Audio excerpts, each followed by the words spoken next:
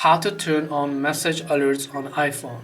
Hey everybody, welcome back to our channel. In today's video I will guide you on how you can turn on message alerts on iPhone, so make sure to watch the video till the end.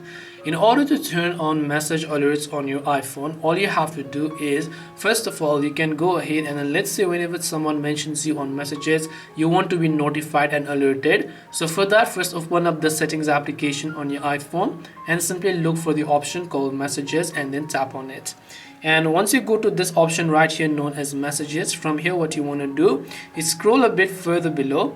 You'll find one of the options that says mentions and you'll find notify me. So all you have to do is just turn on this toggle that says notify me, and after you have done that, you'll be able to turn on message alerts. Now also make sure that you turn on the notifications by turning on iMessage toggle and everything else as well. And you can go to notifications here, make sure to allow all the notifications to turn on any sort of alerts such as critical alerts, badges alert, or anything else as such.